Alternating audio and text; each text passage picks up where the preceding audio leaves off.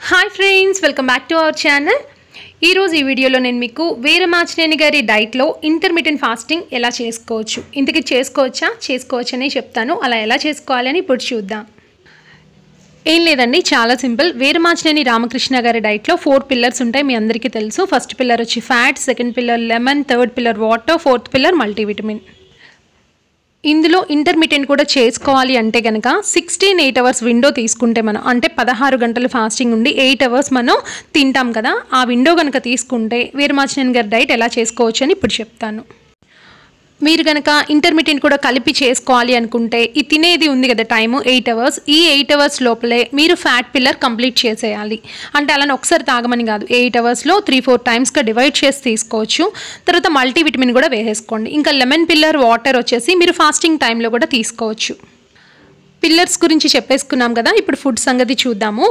మీరు 1 మీల్ చేసినా 2 మీల్ చేసినా, కొంతమంది వెయిట్ లాస్ అవ్వక్కర్లేదు, హెల్త్ ప్రాబ్లమ్స్ కోసం చేసుకుంటారు, అలాంటి వాళ్ళు 3 మీల్ చేసినా కూడా, ఏం తిన్నా కూడా, అంటే డైట్లో వీఆర్కే సార్ ఏవైతే సజెస్ట్ చేశారో ఆ పదార్థాలు ఏమి తిన్నా కూడా ఈ 8 అవర్స్లో మాత్రమే తింటారు.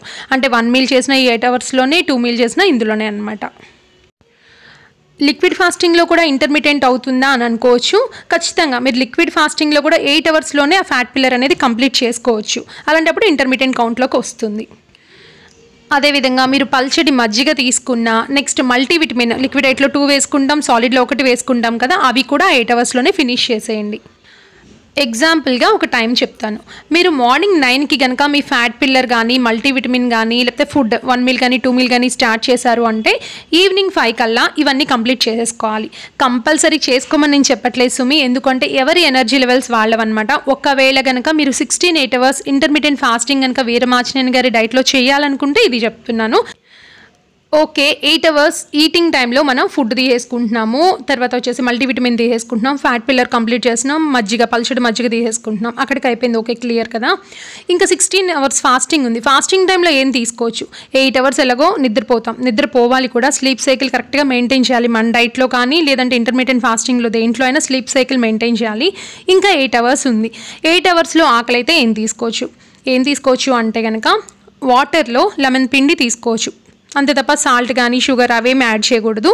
నెక్స్ట్ వచ్చి దాల్చిన చెక్క టీ తీసుకోవచ్చు, అల్లం టీ తీసుకోవచ్చు, తర్వాత ఇంకేం తీసుకోవచ్చు అంటే కనుక బ్లాక్ కాఫీ తీసుకోవచ్చు, గ్రీన్ టీ తీసుకోవచ్చు.